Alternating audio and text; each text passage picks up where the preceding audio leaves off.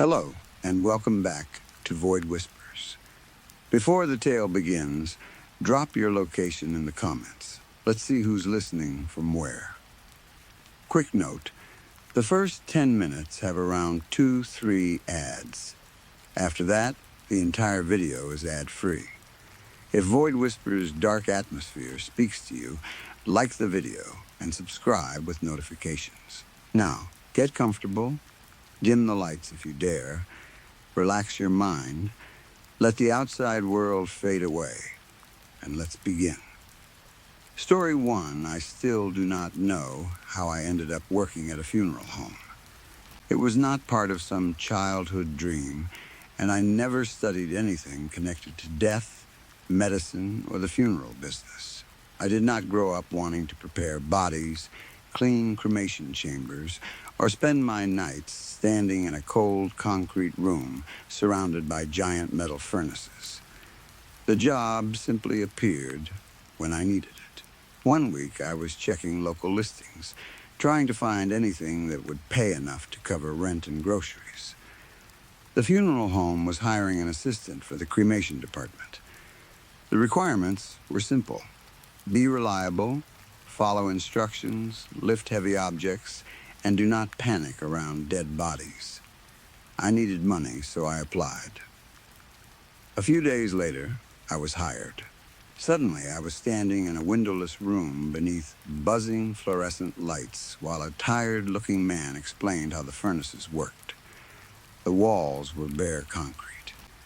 The floor was stained in places that never seemed completely clean, no matter how often we washed it.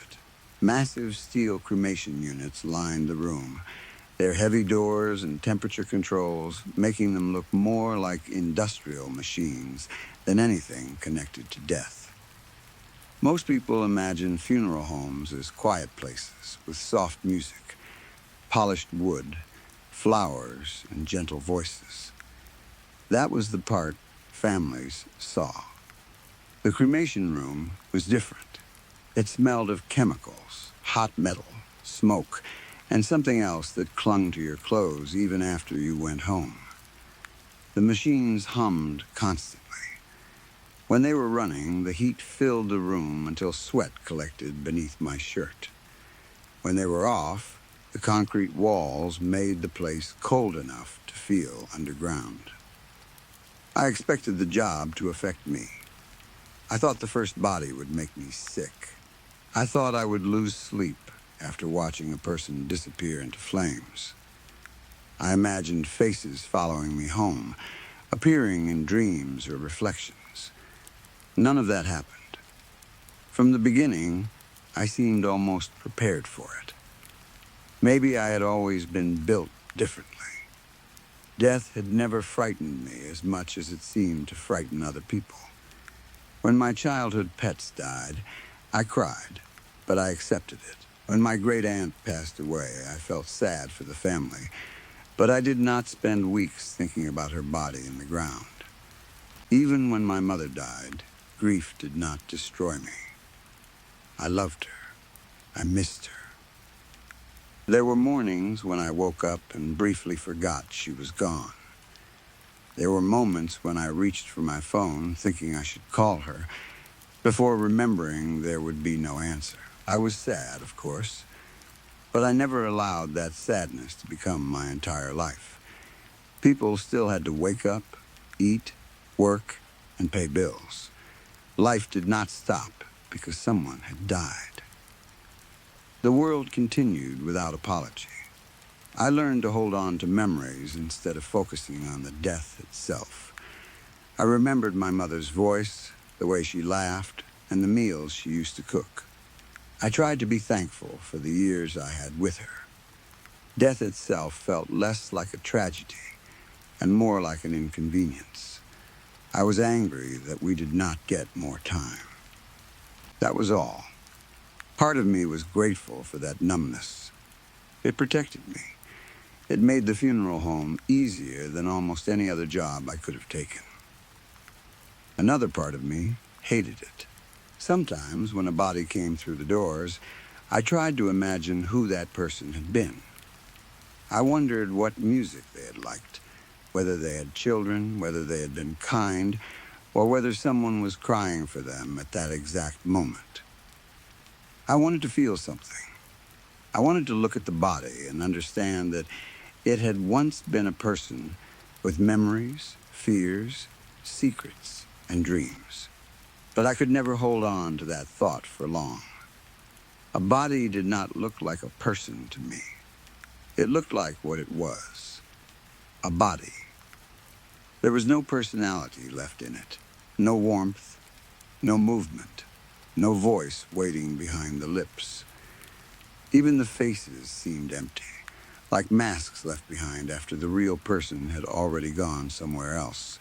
The more bodies I saw, the more distant I became from the idea that life had any greater meaning. We all lived just to die. Some people died peacefully in beds, surrounded by family. Others died alone in apartments and were not discovered for days. Some were young, some were old, some were healthy until an accident ended everything in a few seconds. Natural or violent, expected or sudden, every life reached the same conclusion. Eventually, someone like me had to deal with what remained. Some were placed in coffins and buried.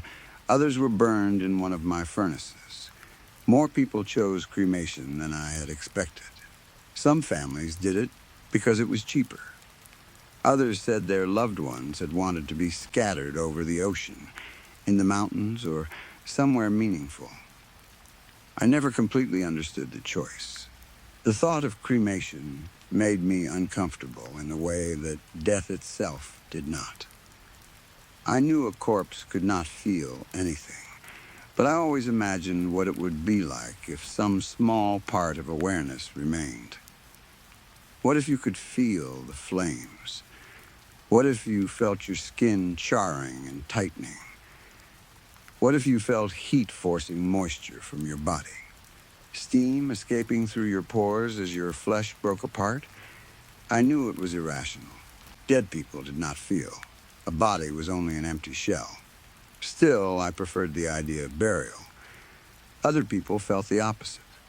They were terrified of being trapped inside a coffin, surrounded by darkness, slowly decaying while worms and insects fed on them. I supposed both fears were equally foolish. If there was nothing after death, neither burial nor cremation mattered. If something came after death, the body probably did not matter then either. Bodies were only bodies. Food for the earth or ash for the wind. I saw enough of them to believe that. I saw old men with paper-thin skin. I saw young adults taken by accidents. I saw people who died peacefully and people whose bodies told the story of terrible final moments. They all burned.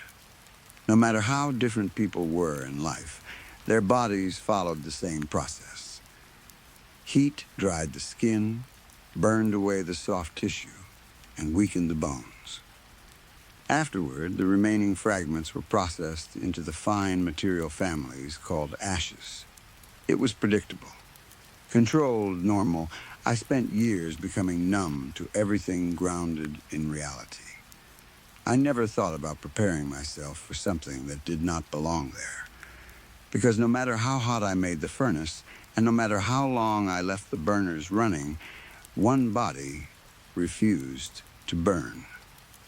He arrived near the end of a long shift. The paperwork identified him only as John Doe. No name, no family, no known address. According to the report, someone had found him in a drainage ditch about 15 miles outside town. He had been lying face down in shallow rainwater, partly covered by wet leaves, branches, and mud. There was no identification in his pockets, no wallet, phone, or jewelry. His fingerprints did not immediately match any records. The city did not want to pay for a burial, so the body was approved for cremation. 2 transport workers from the coroner's office brought him in on a metal stretcher, covered by a black bag. I signed the forms while they moved him into the preparation area. Both men seemed nervous. Transport workers were usually calm. They handled bodies every day, often in much worse condition than anything we received at the funeral home. They joked, complained about traffic, or rushed because they had another pickup waiting. These two barely spoke. One kept rubbing his palms against his pants. The other avoided looking at the stretcher. When they finished unloading, they moved toward the exit so quickly that I called after them. "Is there a problem?" The taller worker stopped. For a second, I thought he might pretend he had not heard me. Then he turned. His face was unusually pale. Sweat shone across his forehead despite the cool air in the building. He looked over my shoulder toward the covered body. "There's something wrong with that one," he said. I waited for him to explain. He did not. "What do you mean?" I asked. He swallowed. "I don't know. I can't tell you what it is. But I'm telling you, something isn't right with that man." The way he said man instead of body caught my attention. His eyes remained fixed on the stretcher. "Did something happen during transport?" He shook his head quickly. "No." "Was the bag damaged?" "No." "Then what's wrong?" He opened his mouth but seemed unable to find the words. For several long seconds, he stared at the black bag. His brow tightened, and more sweat ran down the side of his face. Finally, he looked at me. "Just be careful." Without saying anything else, he turned and hurried toward the exit. The other worker was already holding the door open for him. They left without looking back. I stood there for a moment, listening to their vehicle start outside. Then I pushed their warning from my mind. It was late. I was tired. I still had cleaning to finish, and all I wanted was to complete the cremation and go home.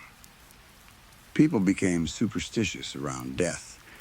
Even those who handled bodies professionally sometimes developed strange ideas. Maybe the transport workers had seen something unusual at the scene. Maybe the position of the corpse had disturbed them. Whatever it was not my problem. I opened the bag. The man appeared to be somewhere between 40 and 60 years old. It was difficult to tell because exposure and water had damaged the skin. His face was colorless, and his wet hair was pressed against his scalp. There was mud beneath his fingernails. Small leaves were caught in his clothing and hair. I noticed no obvious injury that explained his death. That was not unusual. The official cause might not have been determined yet, or the paperwork might not have included it. I followed the standard procedure. After checking the identification tag and confirming the authorization, I moved the body onto the loading tray. The furnace, or retort as we called it, was already warmed. I opened the heavy door. Heat rolled across my face. I slid the body inside and started the cycle. At first, everything seemed normal. The burners ignited. Flames surrounded the corpse. Through the small viewing window, I watched the outer layer of clothing catch fire. I turned away and began cleaning the preparation area. After some time, I checked the furnace again. Something looked wrong. The clothes had burned away, and the body had begun to blacken. But the process was moving far too slowly. Usually, the heat caused rapid changes. Skin split and pulled back. Fat burned. Tissue broke down. The John Doe was only charring. I checked the temperature. It was higher than usual. For a moment, I thought the display might be malfunctioning. I touched the outside housing carefully and felt the heat pouring from the machine. The burners were clearly working. Through the window, flames completely surrounded the body. His hair was gone. Parts of his scalp had swollen into dark blisters. A few of them expanded and burst, but the rest of him remained almost unchanged. I increased the temperature. The furnace roared louder. Flames erupted beneath the body and along all four walls. Even from outside the machine, the heat became difficult to stand near. I stepped back, wiping sweat from my forehead. There was no reason a human body should resist that kind of heat. I waited another hour. Then I checked again. The skin had darkened, but the body was still there. Another hour passed. Then another. A normal cremation took around 3 hours, depending on the size of the body and the condition of the equipment. This continued through the entire night. Every time I checked, I expected to see bone fragments and ash. Instead, the John Doe seemed to melt without burning. His skin loosened and collapsed. It became a thick, soupy material that slid from the body and collected beneath the tray. The dark substance dripped across the furnace floor, leaving stains that looked almost oily. The muscles beneath remained strangely solid. The bones did not become brittle. It was as if the flames were destroying only the outer layer before reaching something they could not touch. I should have called my boss. I should have shut down the furnace and reported the equipment problem. But exhaustion made me careless. By morning, I had been awake for nearly a full day. My eyes burned, my head hurt, and the heat in the cremation room had made me feel sick. I stopped trying to understand what I was seeing. The body had to burn eventually. Nothing survived that temperature. I turned off the burners and left what remained inside the chamber. My only concern was getting home. As I drove, I kept imagining my boss discovering the mess. The furnace floor was stained, the body was incomplete, and I had not finished cleaning. I expected an angry call. I reached my apartment, removed my smoke-scented clothes, and fell into bed without showering. A few hours later, my phone rang. The sound pulled me out of a heavy sleep. I saw my boss's name on the screen and immediately felt my stomach drop. For several seconds, I considered letting it go to voicemail. Then, I answered. Hello? His voice was calm. That worried me more than shouting would have. Why did you leave without cremating the John Doe from yesterday? I sat up in bed. What? The unidentified man the coroner's office brought in. Why didn't you process him? I did. There was a pause. No, you didn't. Yes, I did, I said, more awake now. I spent the entire night on him. The furnace wasn't working right. The furnace is fine. No, it isn't. He wouldn't burn. My boss went silent. I continued before he could interrupt. I had the temperature higher than normal. I left him in there for hours. His skin was burned and melted, but the rest of him wouldn't break down. I was exhausted, so I shut it off and left him inside. Another pause followed. Then my boss said, I'm looking at him right now. A cold feeling moved through my chest. What do you mean? I mean I'm standing in the preparation room, and the John Doe is on the table. That's impossible. My voice came out quieter than I intended. I left him in the furnace. Well, he isn't in the furnace. I tried to think of an explanation. Maybe someone had moved him. Maybe there had been 2 unidentified bodies. Maybe the tags had been switched. Then my phone vibrated against my ear. My boss had sent a picture.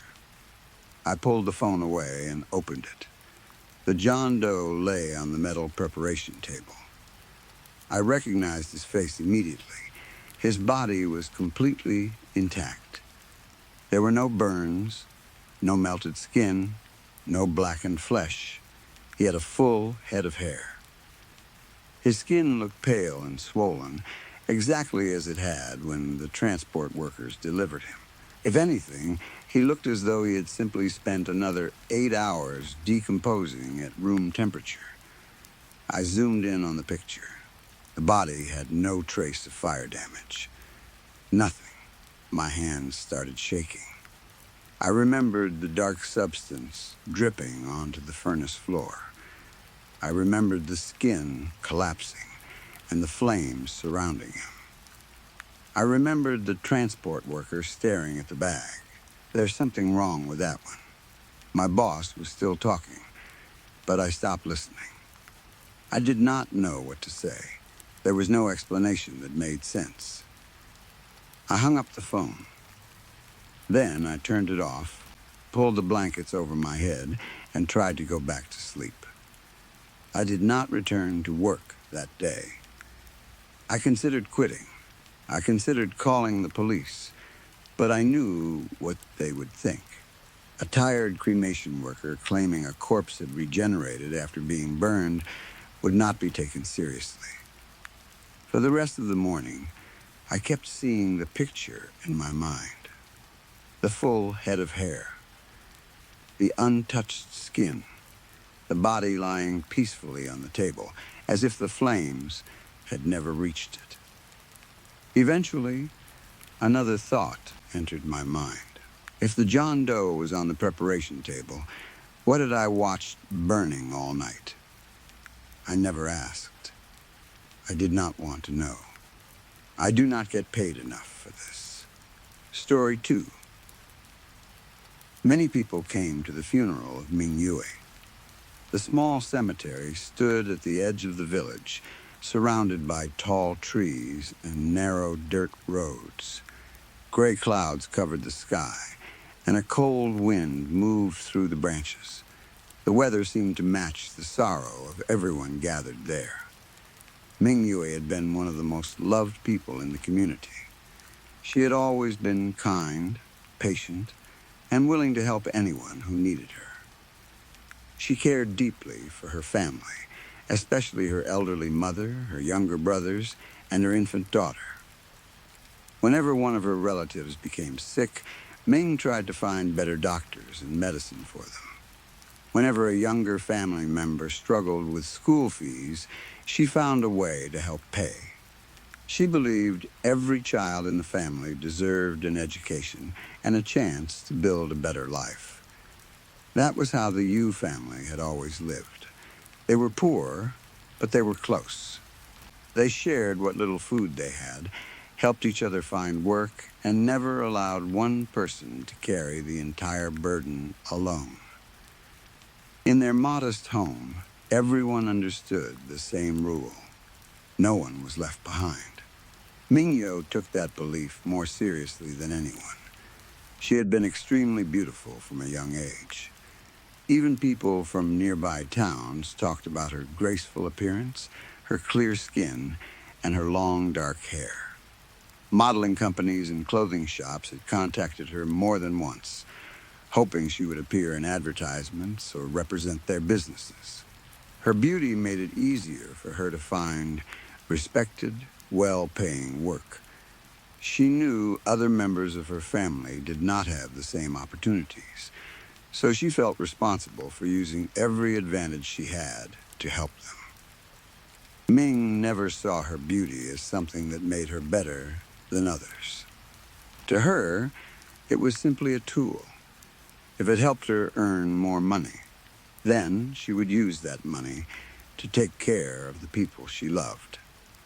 Her hard work eventually led her to a position at the Z Foundation. The foundation was owned by Mr. Zhao, a wealthy businessman whose family had held influence in the region for generations. The Zhao family owned farmland, property, offices, and several businesses. They were known as old money, the kind of family that had been rich for so long that no one remembered how the fortune had first been made. The Z Foundation presented itself as a charitable organization. It funded local businesses, supported art and fashion events, and claimed to help poor families. Behind its polished walls, however, it operated more like Mr. Zhao's private kingdom. Before Ming accepted the job, several locals warned her about him. They said Mr. Zhao had a terrible temper. He could smile warmly during a business meeting and then explode with anger over the smallest mistake. He had fired workers for arriving only a few minutes late. He had shouted at servants for breaking dishes, spilling tea, or forgetting to close a door.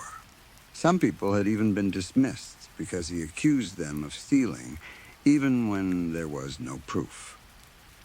Ming's mother had been especially worried. During a phone call, she begged her daughter to reconsider the offer. "I have heard bad things about that man," her mother told her. "You already have other choices. You do not have to work for someone like him." Ming had tried to calm her. "It will be fine, Mother," she said with a soft, reassuring smile, even though her mother could not see it through the phone. "I will be careful." Those were the final words her mother ever heard from her. Now, only a short time later, Ming lay inside a closed casket, while her family stood around her grave. Mr. Zhao attended the funeral. To everyone else, his presence seemed like a sign of respect. He had paid for the headstone, the casket, and all the flowers. Because the Yu family had little money, he had also purchased proper black clothing for them to wear during the ceremony. He had gone even further. He created a trust fund for Ming's infant daughter. When the child became an adult, the money would allow her to attend almost any school or university she wanted. The villagers praised his kindness. They said he was a strict employer but a generous man. Some people whispered that Ming must have been a very important employee for him to spend so much money on her funeral.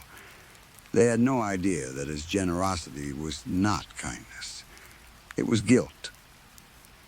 Mr. Zhao was not honoring Ming because he respected her. He was trying to silence the voice inside his own head. Every flower, every coin, and every kind promise was another attempt to convince himself that he was not the monster he knew himself to be. Ming had always been quiet about her work life. She rarely complained to her family or shared private details about her employer. Because of that, no one knew how badly Mr. Zhao had treated her during her final days. That silence made it easier for him to hide the truth. As the funeral ceremony began, family members stepped forward and spoke about Ming. Her brothers remembered how she had paid for their school books, even when she had barely enough money for herself. An aunt spoke about the medicine Ming had purchased for her sick husband. A cousin described how Ming used to visit poor children in the village and bring them food. Then Ming's mother stood beside the grave. "Our Ming was our light," she said through her tears. Her voice broke halfway through the sentence. The older woman looked thin and weak, as though grief had drained the life from her body. Her hands trembled while she held a small photograph of her daughter. The death had destroyed something inside her. Everyone could see it. She seemed to have aged many years in only a few days. Beside her, Ming's brothers covered their faces and cried. Neither of them was able to speak. Mr. Zhao stood a short distance away, wearing a dark suit. He lowered his head and tried not to meet anyone's eyes. He felt sick. Every tear reminded him that he had caused this pain. He had taken Ming away from her mother. He had taken a sister from her brothers. He had taken a mother from an infant child who would grow up knowing her only through photographs and stories. As the priest continued speaking, Zhao's mind returned to the terrible afternoon when everything had happened. He had been inside his private office at the foundation, counting money from a small leather pouch. The pouch contained 100 old silver coins. They were valuable. but their value was not the reason he counted them so carefully. Mr. Zhao had always been obsessed with control. He liked knowing where everything was. He liked knowing that nothing happened inside his home or business without his permission. He placed the coins in neat rows across his desk. 987, he said. He placed another coin down. 988, another 989. Then his hand reached into the pouch and found nothing. He froze. There should have been one more. He counted the rows again.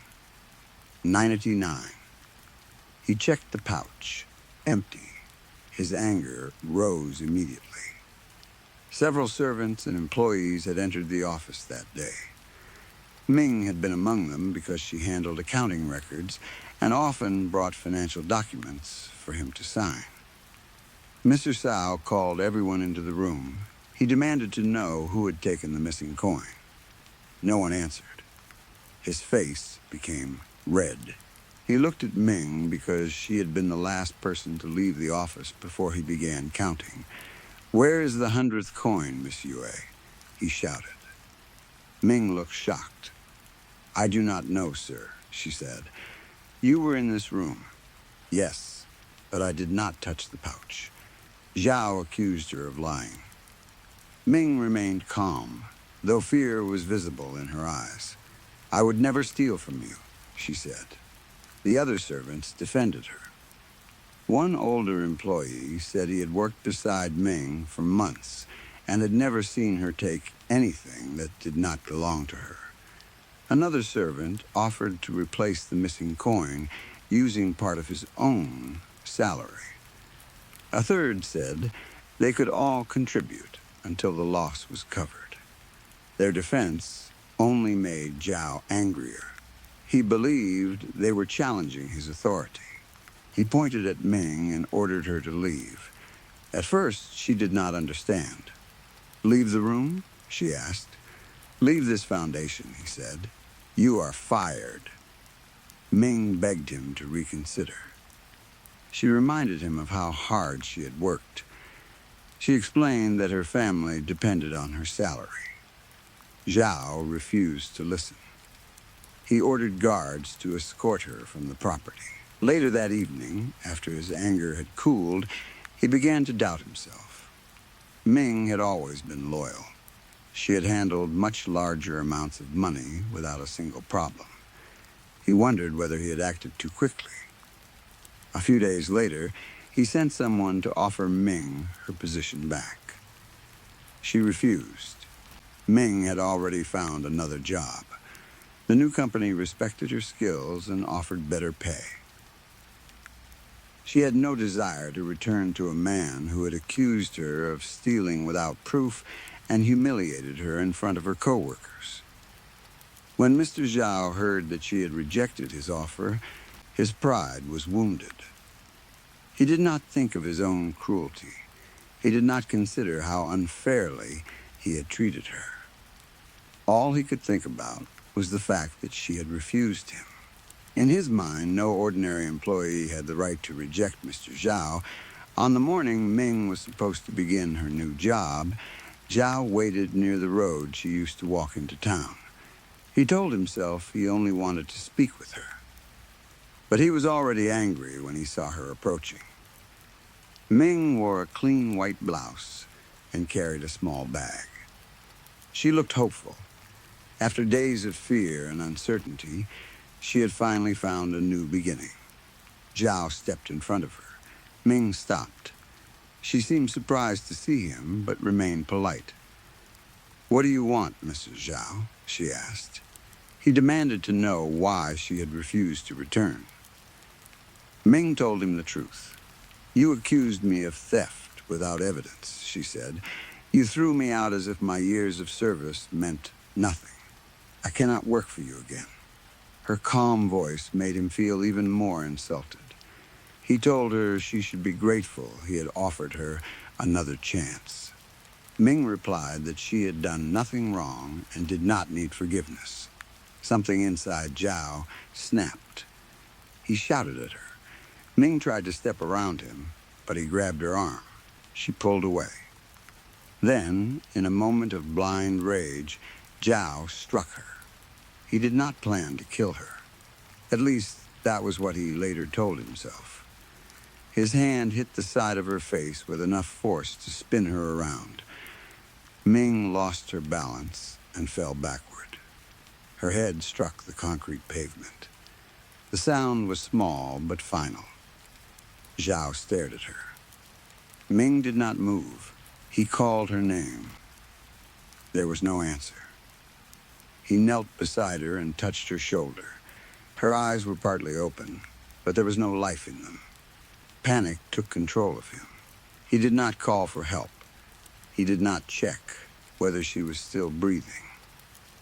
He did not think about her family or her child.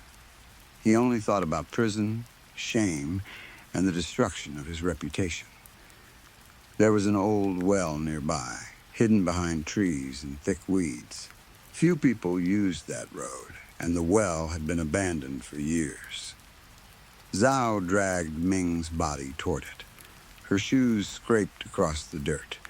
He apologized again and again, though she could no longer hear him.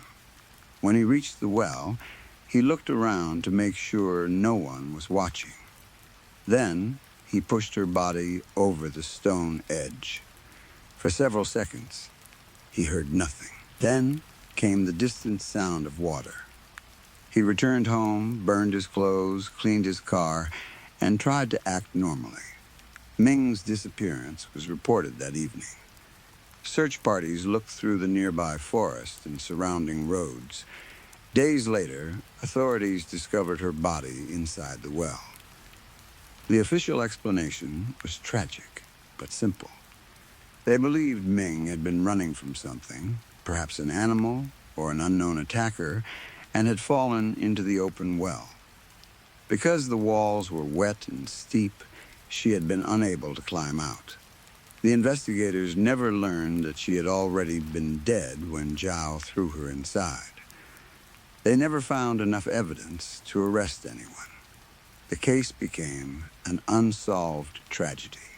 Back at the funeral, Zhao placed flowers near the grave.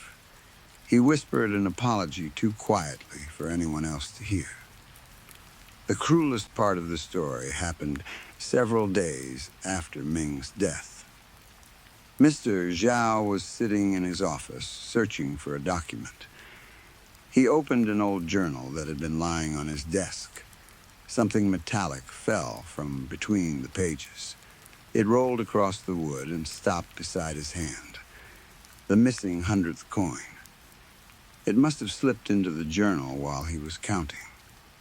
Ming had been innocent. He had accused her, fired her, attacked her, and hidden her body for absolutely nothing. The discovery nearly broke him. For days, he could not look at the coin without feeling sick. Eventually, he locked it inside a drawer, but that did not help. He still saw it in his mind whenever he closed his eyes. As the weeks passed, the village slowly returned to normal. People still spoke of Ming, but less often. Life continued. Shops opened each morning, children went to school, and farmers returned to their fields. The police investigation grew cold. Heavy wooden boards were placed across the old well to prevent anyone else from falling in. A warning sign was nailed to the wood, and most villagers began avoiding the road completely. Mr. Zhao tried to move on too. He returned to work and acted as if nothing had happened. He continued making donations to the Yue family. He told himself that helping them financially was the best thing he could do now. But guilt followed him everywhere. At night, he dreamed of dripping water. Sometimes, he woke believing that wet footsteps were moving through his house. Other times, he heard a faint voice counting somewhere outside his bedroom. Whenever he turned on the lights, the sounds stopped. He blamed stress. He told himself that his mind was punishing him because he felt guilty. Ghosts were only stories, he believed. Dead people did not return. One afternoon, Zhao drove along the road near the well. He slowed as he passed it. The wooden boards remained in place. For a moment, he imagined he saw long black hair hanging between two of the boards, but when he looked again, there was nothing there. He quickly drove away. More weeks passed. Then, one evening, Zhao found himself on the same road again. The sun was setting, and the forest around him had become dark. A light rain had begun to fall, covering the road in a thin layer of water. As Zhao approached the well, a cat suddenly ran in front of his car. He slammed on the brakes. The animal stood in the middle of the road and stared at him. Zhao honked the horn. The cat did not move. He honked again. Still nothing. Angry and nervous, Zhao got out of the vehicle. "Go away," he shouted. He waved his arms and stepped toward the animal. The cat finally ran into the trees. Zhao turned back toward his car. Then he heard a voice. It was quiet at first. Distorted, wet, it seemed to rise from deep underground. The voice was speaking Mandarin. It was counting. 90, 91, 92. Zhao froze. Every hair on his body stood up. Slowly, he turned toward the well. The wooden boards had been broken. Thick pieces of wood lay scattered across the ground, even though the road had been empty only moments before. The well was completely open. The counting continued. 90, 91, 92.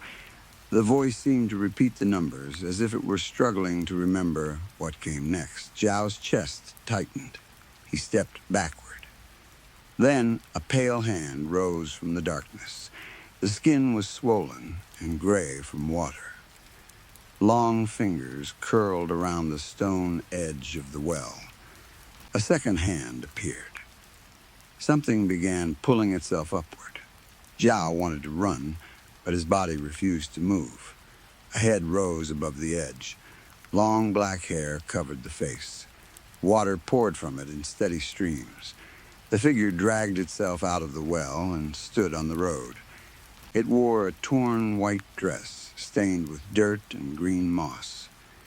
Its body seemed unnaturally stiff, as though the joints had forgotten how to move. The hair shifted slightly. Through the wet strands, one open eye stared directly at Zhao. He knew that eye. "Yue," he whispered. The figure tilted its head. For a moment, neither of them moved. Then, Ming took one slow step forward. Her bare foot touched the wet road without making a sound. She took another step. Zhao stumbled backward and fell into the dirt. His hands slipped as he tried to stand. When he finally got to his feet, Ming was closer. He could smell well water and decay. "No," he said, "this cannot be real." Ming continued moving toward him. Her body stayed straight and rigid, but her feet slid forward, one slow step at a time. Zhao ran to his car. He pulled open the door and threw himself into the driver's seat. His hands shook so badly that he dropped the keys. Outside, Ming kept coming. "No, no," Zhao whispered. He searched the floor and finally grabbed the keys. He tried to push them into the ignition, but his fingers would not cooperate. Ming was now only a few yards away. "I did not mean to hurt you," he shouted. "I was angry. It was a mistake." The voice from the well continued counting. 93, 94, 95. Zhao finally started the engine. He slammed his foot on the gas pedal. The car jumped forward, spraying mud behind it. He looked in the rearview mirror. Ming was standing in the road. For 1 second, Zhao believed he had escaped. Then the image in the mirror changed. Ming was no longer standing by the well. She was moving through the forest beside the road, Her white dress floated around her, and her feet barely seemed to touch the ground. She moved with impossible speed, passing between trees without turning her head. Zhao pressed harder on the gas. A sharp pain tore through his chest.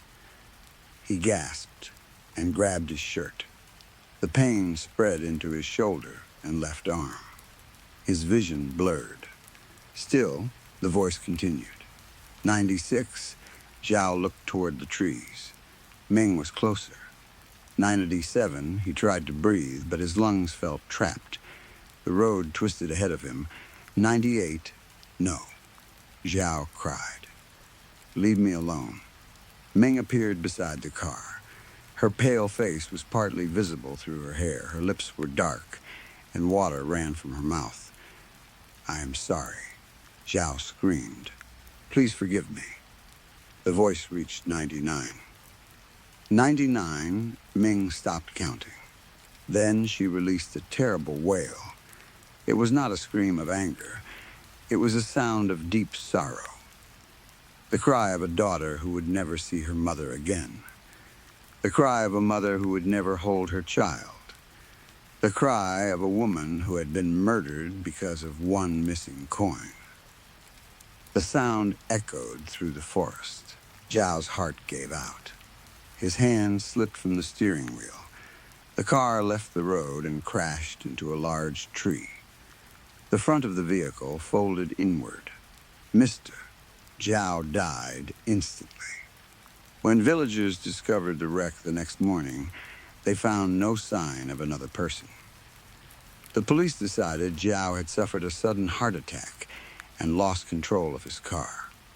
No one connected his death to Ming. No one knew the truth about the coin, the argument, or the well. Because of his donations and funeral expenses, many people remembered him as a complicated but generous employer. Some even said Ming's death must have affected him deeply, and that his weak heart had finally failed from grief. The Yule family never learned that the man who paid for Ming's casket was also the man who killed her. The well remained open for several days after the crash. When workers came to repair the broken boards, they found deep scratches along the inside stones. The marks looked like they had been made by human fingernails. No one wanted to climb down and investigate. The village council ordered the well filled with rocks and concrete. For a while, the strange events stopped. Years passed. New homes were built near the old road. Trees were cut down, and the forest became smaller.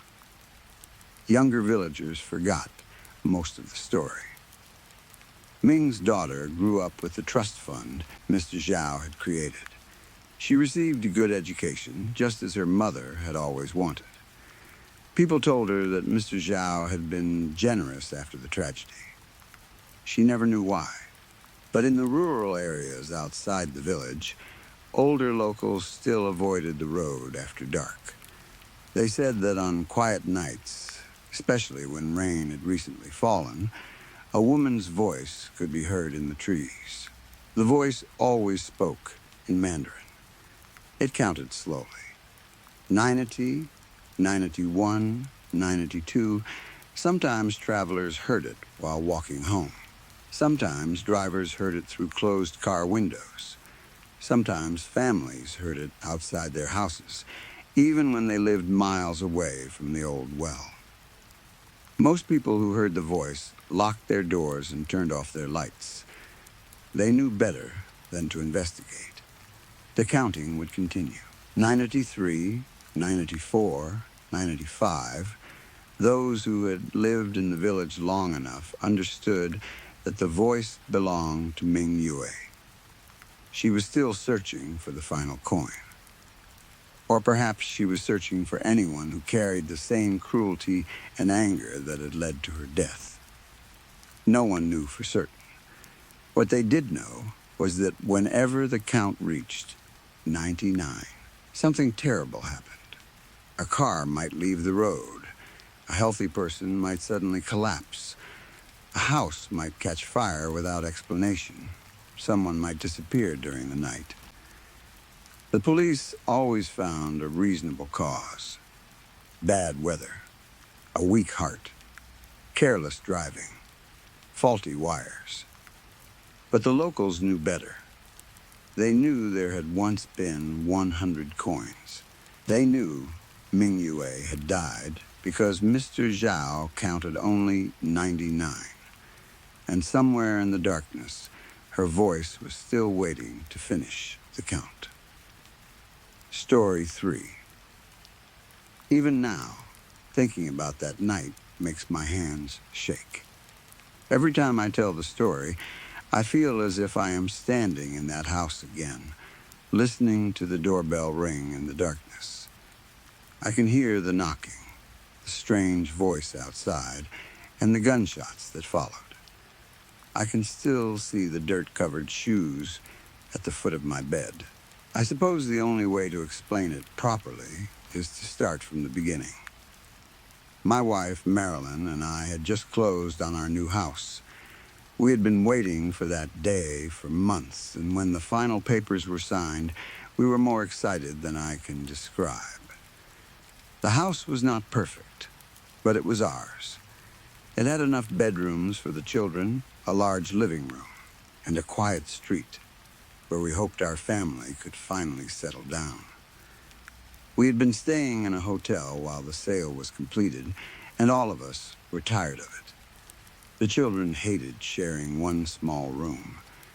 Marilyn and I barely slept because every sound outside the door made us nervous. People walked through the hallway at all hours. Doors slammed. Ice machines rattled. Sometimes we heard arguments from nearby rooms. Even though the hotel was probably safe, it never felt like home. That was why we decided to sleep in the new house on the same night we received the keys. Our furniture had not arrived yet, so we brought air mattresses, blankets, pillows, and a few bags of food. We ate from paper plates and drank from plastic cups. There were boxes stacked against the walls, and most of the rooms were completely empty. None of that mattered. We were finally home. My family consisted of Marilyn, our 3 children, and me. Kate was our oldest at 10 years old. She was thoughtful, quiet, and usually paid attention to things the rest of us missed. Matt had just turned 8. He was curious about everything and asked more questions than any person I had ever known. Jess was 6, but she often acted like she was 65. She had strong opinions about everything from food to furniture and was never afraid to share them. That first evening, the children ran from room to room, arguing over which bedroom belonged to whom. Marilyn and I sat on the living room floor, eating pizza and laughing while they planned their new lives. For the first time in weeks, I felt relaxed.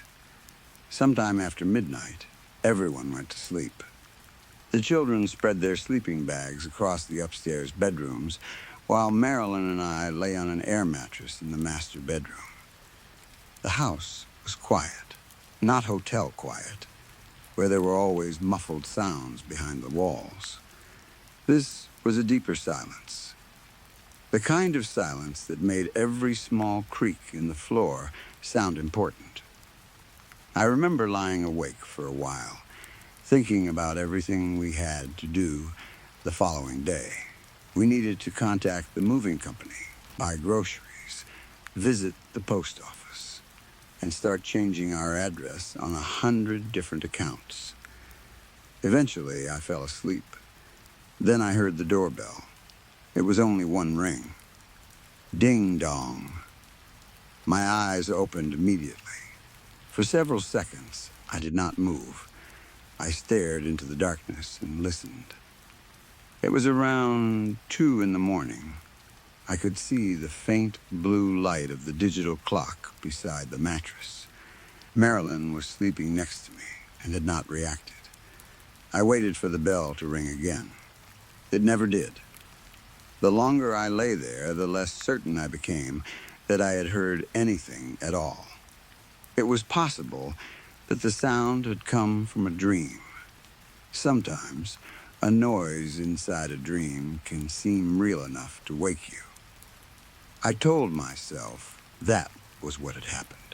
After several minutes, I closed my eyes and went back to sleep. The next morning, we sat on the floor of the dining room and ate cereal from paper bowls. Sunlight filled the empty room, and the fear from the night before seemed foolish. Then Kate looked at me and asked a question that made my spoon stop halfway to my mouth. "Who was at the door last night?" I stared at her. "What time?"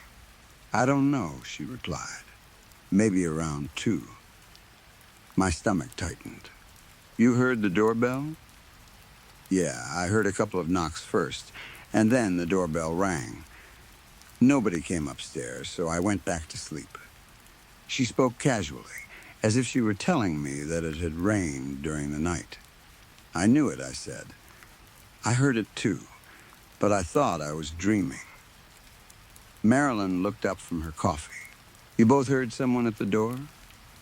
"I didn't hear the knocking," I said, "but I definitely heard the bell." "Who would come here at 2 in the morning?" she asked. That question stayed with me for the rest of the morning. At first, my imagination went in every direction.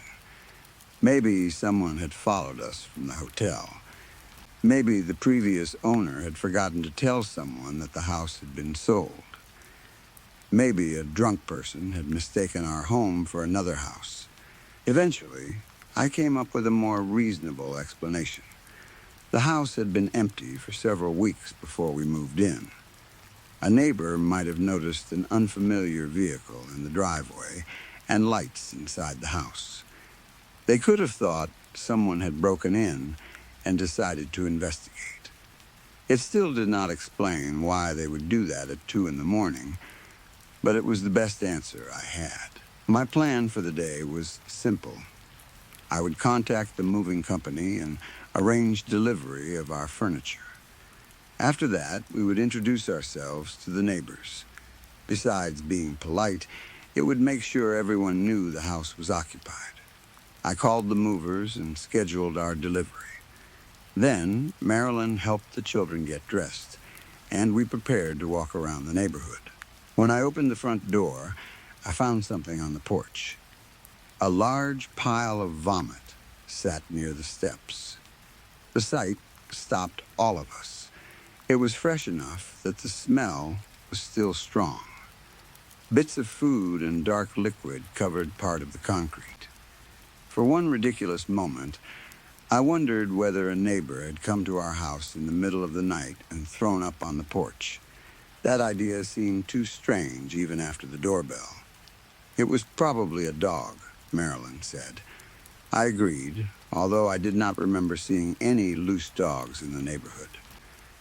I washed the mess away with a hose, cleaned myself up, and tried to forget about it.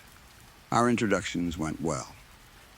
The neighborhood was filled with young families, retired couples, and people who had lived there for many years.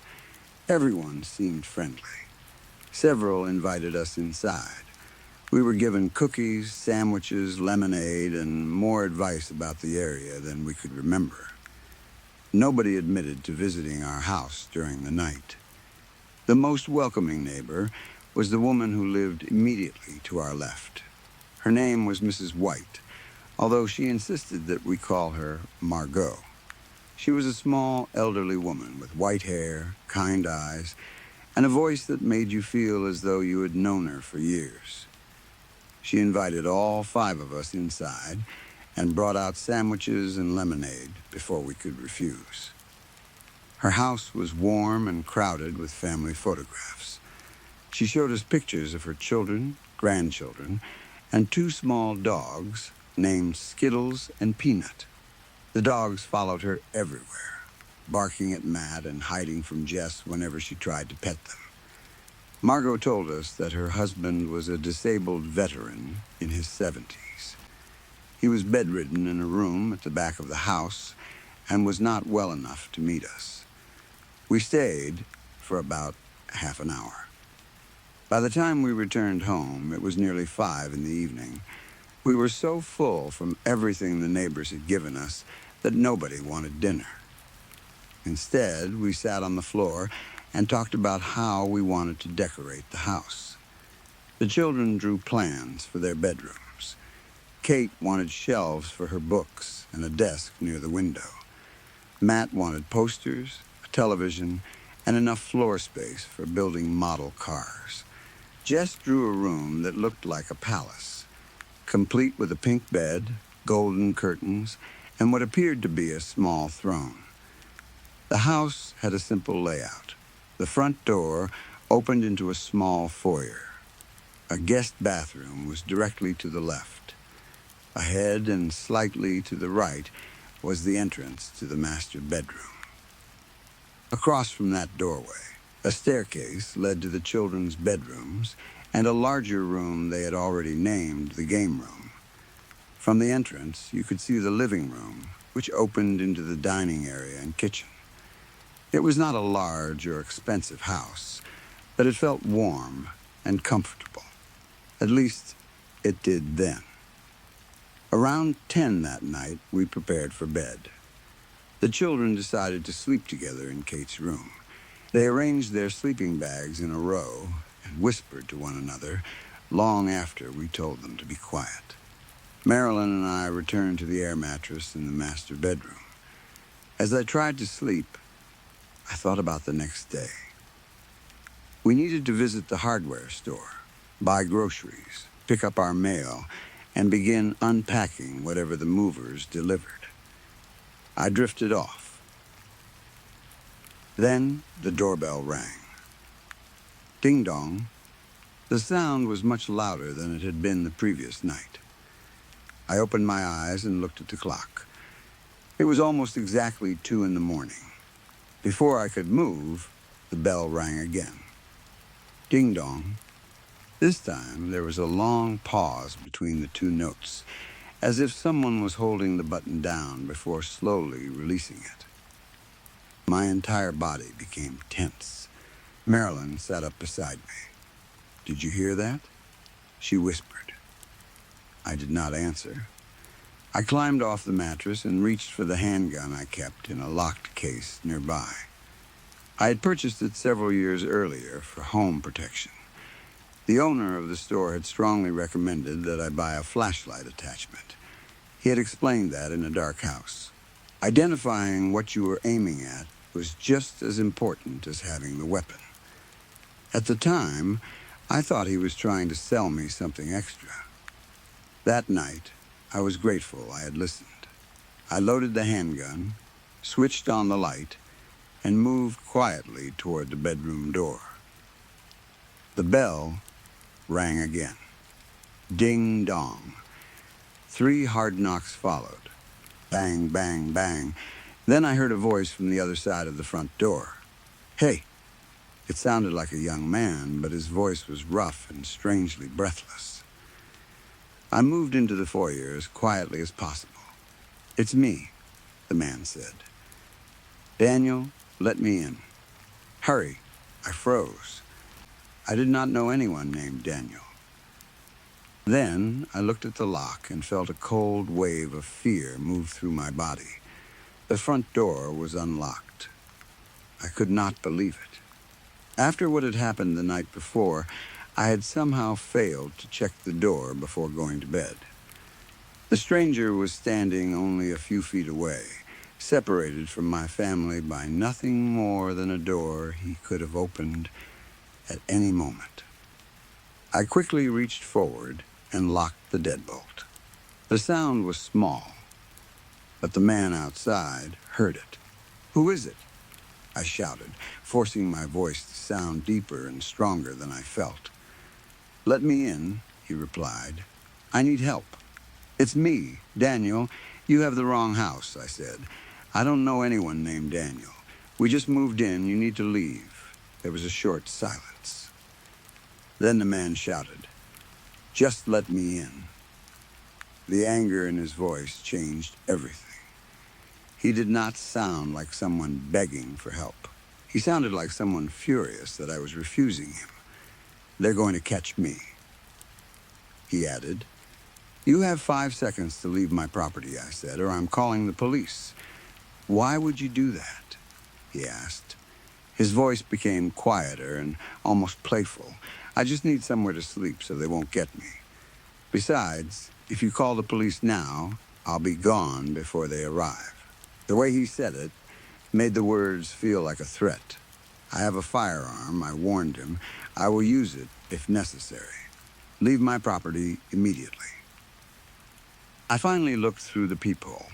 I saw a tall, thin figure standing on the porch with his back to me. He wore a dark, hooded sweatshirt and loose pants. As I watched, he stepped off the porch and walked toward the driveway. By then, the children had awakened. They were huddled at the bottom of the stairs behind me, staring with wide eyes. "What's happening?" Matt whispered. "Go to my bedroom," I told them. "Stay with your mother." They hurried away. I remained beside the front door for a few minutes, listening. Then a thought entered my mind. The man had walked directly toward the driveway. Maybe he was damaging our vehicles. I called the police and reported what had happened. The dispatcher told me that a unit was on the way. But Daniel's words remained in my head. "I'll be gone before they arrive." I imagined him smashing the windows of my truck or cutting the tires on Marilyn's car. We had already spent nearly everything we had on the house and the move. Repairs would be expensive. Looking back, I know how foolish my next decision was. It was exactly the kind of decision people make in horror movies before something terrible happens. Still, I was 6 feet 2 inches tall and weighed around 210 pounds. I had been in a few fights when I was younger and knew how to defend myself. I also had a handgun. The man outside was tall, but he had looked extremely thin. I had not seen a weapon in his hands. I went back to the bedroom and told Marilyn that I was going outside to check the vehicles. "Don't," she said immediately. "Wait for the police. He might be destroying the cars." "Let him," she replied. "Cars can be repaired." At the time, I did not listen. "No," I whispered. "I'm checking." I put on my shoes, checked the handgun, and returned to the front door. Before stepping outside, I looked through the peephole. The porch appeared empty. I opened the door carefully and looked in both directions. There was nobody in the front yard. I stepped outside and locked the door behind me. The street was quiet. Most of the houses were dark. A streetlight near the corner covered part of my driveway and the front of the garage in pale yellow light. I walked toward the vehicles. Neither appeared damaged. I checked the windows, doors, and tires. Everything was untouched. I should have gone back inside. Instead, I walked farther down the driveway and looked along the side of the house. The narrow yard between our home and Mrs. White's was empty. I glanced toward her front door and saw nothing unusual. Then a voice came from behind me. "I'm over here." The words moved across the back of my neck like the tongue of a snake. The voice no longer sounded young or frightened. It was deep, flat, and completely without emotion. I turned quickly. A figure sat on the curb near the edge of my property. The streetlight behind him turned his body into a dark silhouette. He faced away from me. His arms were stretched behind him, and his hands gripped the grass as if it was the only thing keeping him from falling off the earth. I raised the handgun and shined the light toward him. "Leave my property," I ordered. He lifted one hand to cover his face. Get that light off me, he shouted. His voice was loud enough to wake half the neighborhood. I called the police, I said. They're on the way. You need to leave now. I tried to keep my voice calm. My goal was to make him walk away without forcing the situation any further. Why would you go and do something like that? He asked. He slowly rose to his feet. That was when I noticed he was barefoot. His feet were covered in wet dirt and grass clippings. He still faced away from me. For several seconds, he stood completely still. I waited for him to walk away. Instead, he turned. For the first time, I saw his face. His hood was pulled low, and somehow his eyes remained hidden from the beam of my flashlight. The light covered his cheeks, nose, and mouth, but his eye sockets looked almost completely black. He began walking toward me. Slowly, I said, "Get your light off me." He screamed. "If you take another step," I shouted, "I will shoot you." Daniel stopped. He tilted his head to one side and stared at me.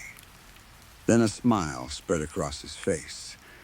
It stretched wider and wider until it seemed impossible. He opened his mouth. "Ah!" The scream was so loud and sudden that I nearly fired. Then he turned and ran. I had never seen anyone move so quickly. He sprinted down the street barefoot, his arms swinging wildly at his sides. Within seconds, he disappeared into the darkness. I kept the flashlight aimed in his direction until I could no longer see him. Then I hurried back inside. Marilyn and the children were waiting in the bedroom. Their faces were pale. They had heard the shouting outside. I explained what had happened, although telling them did nothing to make them feel safer. Then the doorbell rang again. Ding dong. I nearly jumped out of my skin. Sheriff's office. A voice called. I looked through the peephole. A uniformed deputy stood on the porch. Blue lights flashed behind him. I opened the door and stepped outside. "Evening," the deputy said. "I hear you've been having some trouble." "Yes," I replied. "You could say that." I told him everything, starting with the doorbell the previous night and ending with Daniel running down the street. The deputy listened carefully and asked several questions. He took me to the hood of his patrol vehicle, where I filled out a short incident report. A second patrol car arrived while we were speaking. A female deputy stepped out and said she had driven through the surrounding streets, but had not seen anyone matching Daniel's description. She returned to her vehicle and prepared to continue searching. That was when the sound of breaking glass tore through the quiet neighborhood. All of us turned toward Mrs. White's house. Something flew through one of her front windows and landed in the yard. It rolled several times across the grass. At first, I could not understand what I was looking at. Then, Mrs. White came running through her front door. She was screaming. Her nightclothes were torn, and there was blood on her arms and face. She moved faster than I would have believed possible for someone her age. The deputies immediately drew their weapons. "Get on the ground," one of them shouted. "Ma'am, get down." Mrs. White stumbled into the yard and dropped to her knees. Behind her, someone stepped through the open door. It was Daniel. He was completely naked. Blood covered his chest, arms, hands, and face.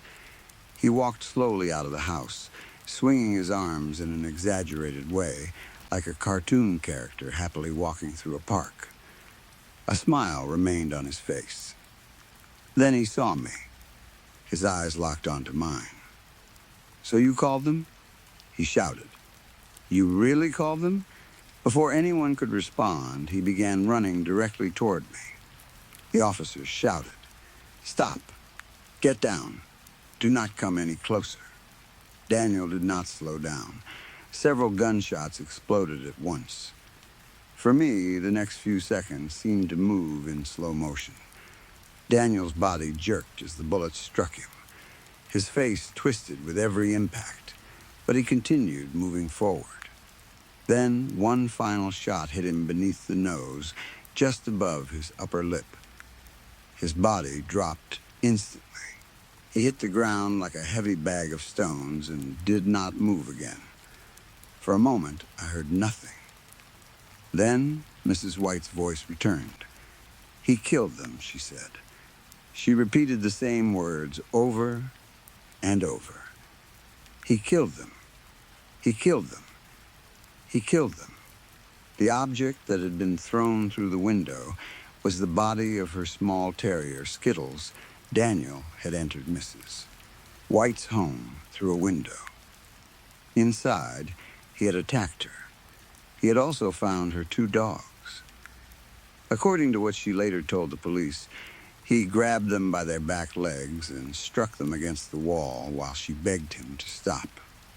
Both dogs died. Her husband was still in the back bedroom. Somehow, Daniel had not reached him before the police arrived. Mrs. White never truly recovered from what happened that night. She remained in the neighborhood for several months, but she was no longer the warm, cheerful woman who had served us lemonade and shown us family photographs. She rarely left the house. When she did, she stared at the ground and avoided speaking to anyone. Eventually, a relative moved her and her husband away. I do not think any of us recovered completely. The police investigation lasted for hours. Officers placed tape around both houses. Detectives photographed the yards, the broken window, Daniel's body, and the inside of Mrs. White's home. I was taken to the police station and asked to give a full statement. I signed several documents and repeated my story more times than I can remember. By the time they allowed me to return home, the sun was beginning to rise. The neighborhood looked different in the morning light. Police cars still lined the street, and the grass in front of Mrs. White's house was stained dark. I walked into my home feeling completely exhausted. Marilyn and the children had moved into the living room after the shooting. They had pushed the air mattresses together and stayed in one group until I returned. I checked on them, then went into the master bedroom. That was when I saw the shoes. A pair of dirty shoes sat at the foot of our air mattress. Mud and grass clippings covered the soles. Beside them was a small steak knife. I had never seen the knife before. For several seconds, I could not breathe. Marilyn had left the bedroom while it was still dark. She had not returned since the police arrived. I called her into the room. She stared at the shoes, then at me. Neither of us had to say what we were thinking. I contacted the police again. The officers returned immediately and collected the shoes and knife as evidence. They had already searched Mrs. White's house and found no shoes belonging to Daniel. Until that moment, they had assumed he had arrived barefoot. Now they understood. Daniel had not simply stood outside our door. He had been inside our home. At some point during the night, before he rang the doorbell, he had entered through the unlocked front door. He had walked through the foyer. He had passed the staircase, where our children were sleeping upstairs. He had entered our bedroom while Marilyn and I were lying on the air mattress. He had removed his shoes beside our bed. He had left a knife there. Then, for reasons nobody could explain, he had walked back outside and tried to make me let him in again. I often think about how long he might have stood in our bedroom. Did he watch us sleep? Did he hold the knife while looking down at us? Did something frighten him away? Or had he planned to return after making sure we were awake? The police never gave us a clear answer. They discovered that Daniel was not from the neighborhood. He had a history of violence and serious mental health problems, but nobody knew exactly why he had chosen our house or why he kept saying that someone was coming to catch him. There was no evidence that anyone had been chasing him. We moved out of the house not long afterward. People told us we should not let one terrible night destroy the happiness of buying our first home. They said the danger was gone and that the house itself had done nothing wrong. Maybe they were right. But none of them had awakened at 2 in the morning to the sound of a doorbell. None of them had found a stranger's shoes beside their bed. Even now, years later, I check every door several times before going to sleep. Sometimes I get out of bed in the middle of the night just to make sure the locks are still secure. And whenever a doorbell rings after dark, I feel the same cold fear moving through my body. Because I remember Daniel's voice outside the door. Let me in. And I remember the terrible truth we discovered the next morning. He had already been inside. Story 4. It is hard to sleep on a strange basement floor, especially when everyone else seems comfortable except you. I was freezing. The concrete floor was cold even through my sleeping bag, and Trish had made me sleep beside the little basement window. Cold air leaked through the edges of the glass and slipped down the wall like invisible water. Every few minutes, a draft touched the back of my neck and made me pull my knees closer to my chest. My sleeping bag was pink and purple, with the word gem printed across it in big letters. I had loved it when I was younger, but now it looked childish compared to the sleeping bags the other girls had brought. Theirs were thick, padded, professional-looking sleeping bags. They had zippers that did not get stuck and little pockets for flashlights. Betsy said hers was made for camping in the mountains. Katie's had a special hood that wrapped around her head. Trish's was bright blue and looked like something an explorer would use while sleeping on a glacier. Mine was so thin that I could feel every hard bump in the floor beneath me. I tried not to move because every time I moved, the plastic lining made a loud crinkling sound. The others had finally fallen asleep. Erika was snoring because she wore a giant metal retainer at night. It filled her mouth and made her lips stick out. Every time she breathed in, she made a wet, whistling sound. Then she would snort and turn her head. Betsy was drooling onto her pillow. A shiny line of spit ran from the corner of her mouth and disappeared into the fabric. She had laughed at me earlier for bringing a stuffed animal, but now she was hugging her own pillow so tightly that both arms were wrapped around it.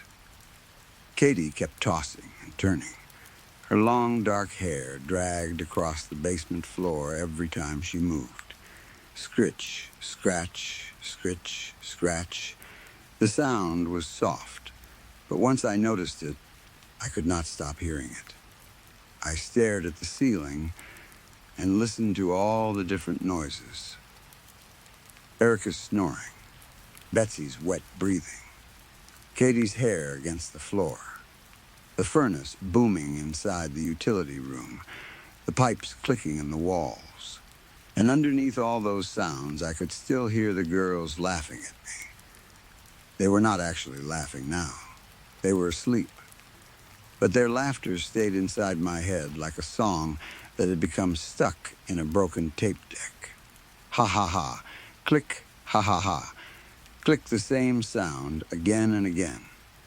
I squeezed my eyes shut and tried to make it stop, but that only made it louder.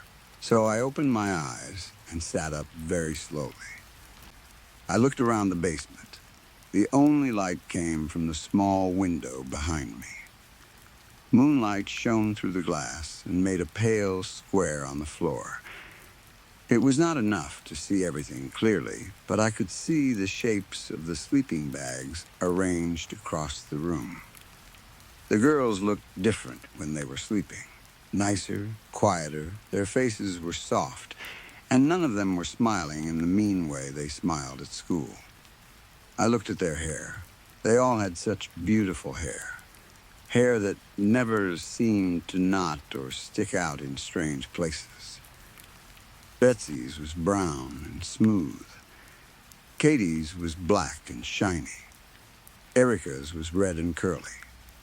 Trish's hair was the prettiest of all. It was bright, bright gold, just like Rapunzel's hair in the storybook my mom used to read to me. Even in the dark basement, it seemed to glow. Trish wore it long enough to reach the middle of her back. She sometimes threw it over one shoulder when she talked. At school, the boys always looked at her when she did that. Her hair never looked dirty. It never looked greasy. It never tangled in the morning. It was perfect, because Trish was perfect.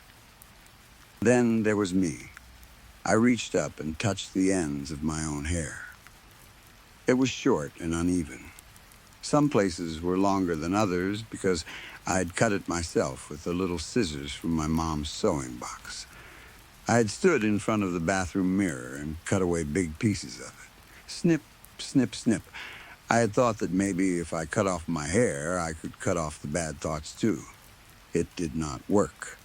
The bad thoughts stayed, and my hair became ugly. My mother cried when she found me. She did not yell. That almost made it worse. She sat on the bathroom floor and held my hands and asked why I had done it. I did not know what to tell her, so I said I wanted short hair. She took me to a salon the next day, but the woman there could not fix it without cutting even more.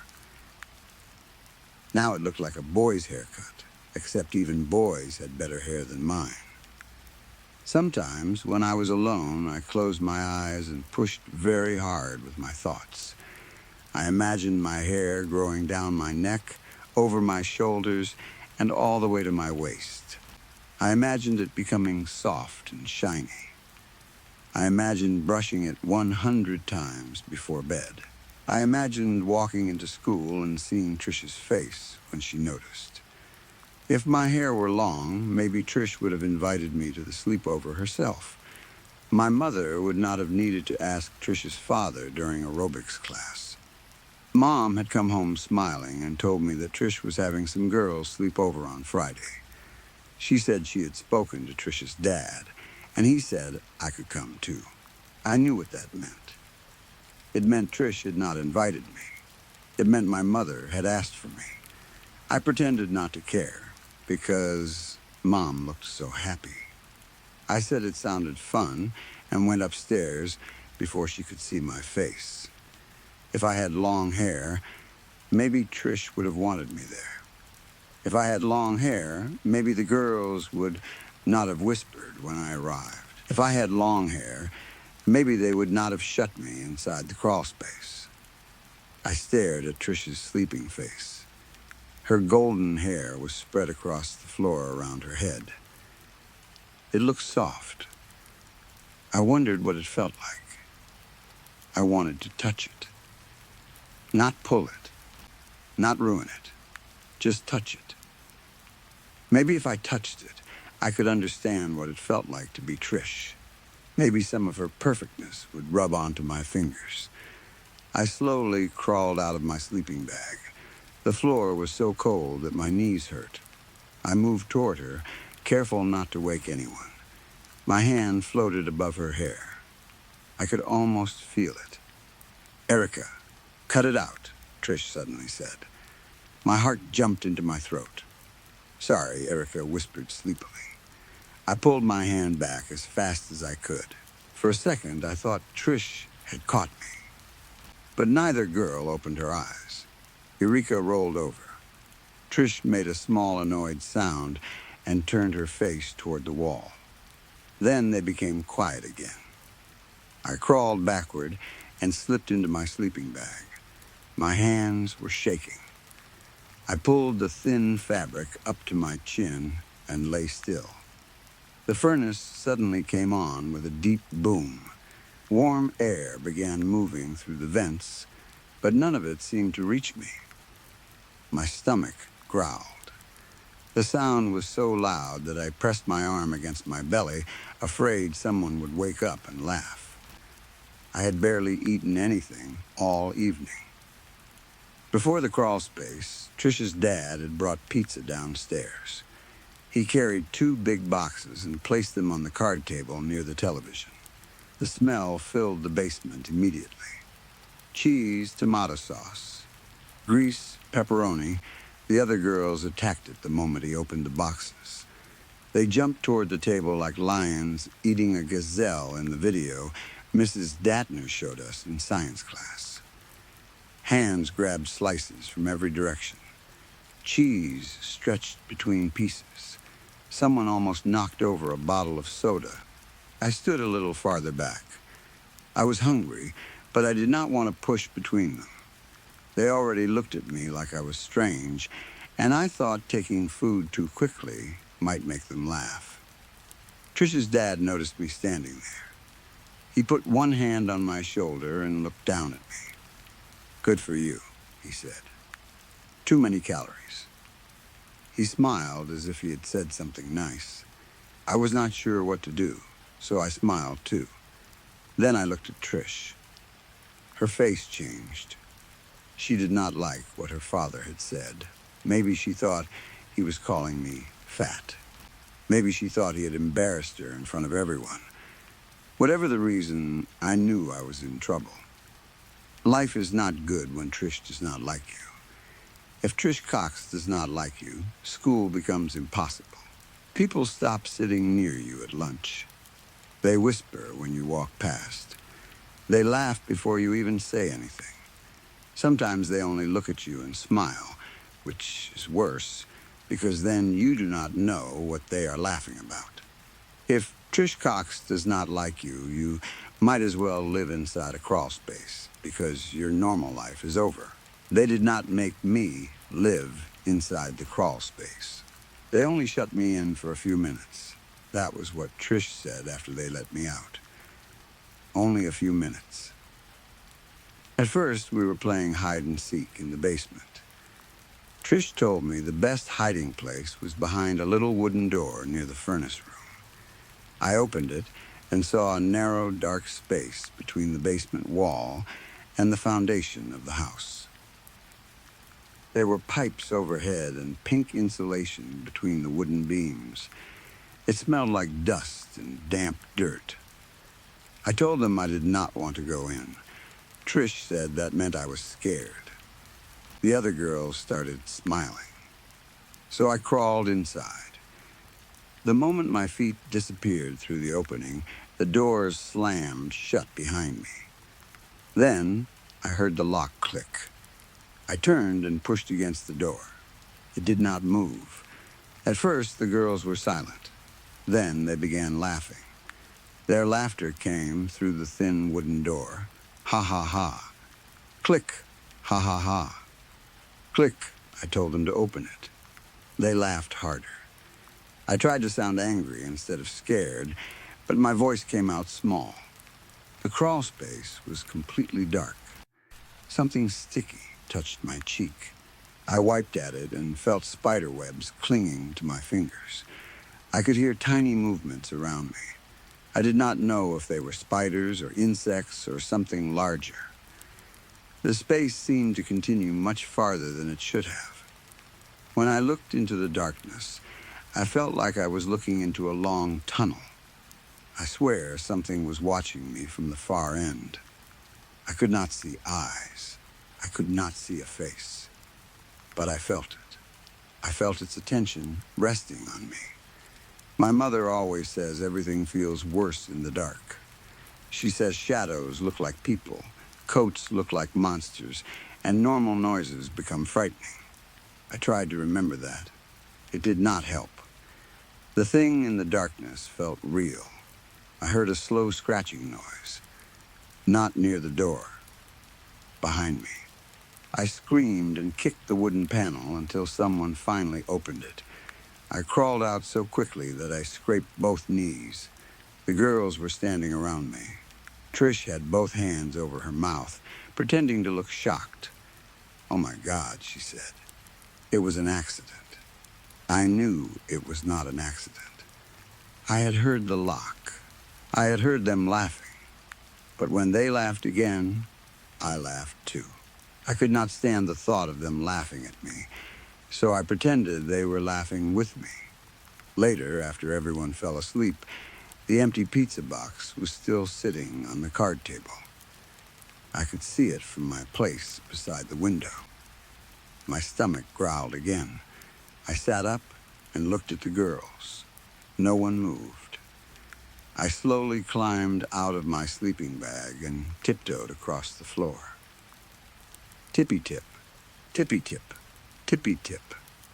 The cardboard box was cold when I touched it. I lifted the lid.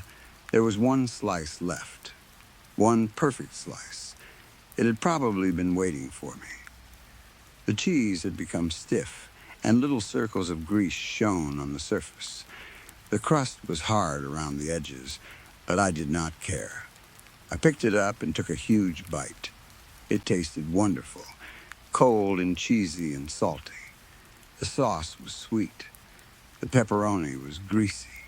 I chewed quickly, afraid someone might wake up and take it away.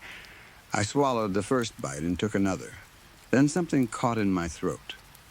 I coughed. Nothing came out. I tried to breathe, but my throat felt blocked. Hack. The sound burst out of me. I slapped one hand over my mouth and looked toward the sleeping girls. None of them woke up. My chest tightened. I coughed again. Hack. Something stringy touched my tongue. I opened my mouth and reached inside with 2 fingers. I felt something thin and slippery. I grabbed it and pulled. It tugged deep inside my throat. For one horrible moment, it felt as though the string were connected to my stomach. When I pulled, I felt the pizza rising inside me. My eyes filled with tears. I pulled harder. The string slid slowly over my tongue and between my lips. It was covered in pizza sauce, red and wet. But underneath the sauce, I saw the color. Bright, bright gold. It was a long blonde hair. Trish's hair. I stared at it. It was longer than my arm. I should have been disgusted. I should have dropped it. Instead, I felt excited. It was part of Trish. Maybe it had fallen onto the pizza when she took a slice earlier. Maybe it was lucky. I wrapped the hair around my finger. It felt smooth, softer than my own hair. I smiled. Then I pushed the rest of the pizza into my mouth and ate as fast as I could. When I finished, I wiped my hands on my pajama pants and returned to my sleeping bag. The girls really were not so bad when they were sleeping. I looked at them again. Their mouths looked kinder. They did not whisper. They did not point. They did not laugh. I thought about the crawl space. I had been angry when they shut me inside. I had experienced big feelings. The kind that fill your entire body and make you want to scream, cry, break things, or disappear all at once. But I got out. That was important. And Trish had said it was an accident. Maybe I had misunderstood everything. Maybe they had laughed because the game was funny. Maybe they really had been laughing with me. The girls were sleeping in a loose circle in the middle of the basement. There was a space between Katie and Betsy, a space large enough for me. I looked at my sleeping bag beside the cold window. Then I looked at the circle. Maybe they had left that space for me. I picked up my pillow and dragged my sleeping bag closer.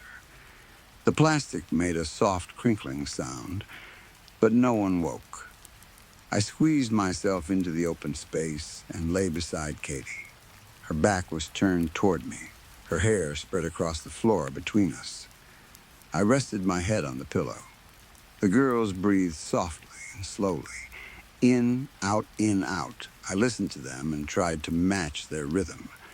Soon my breathing slowed too.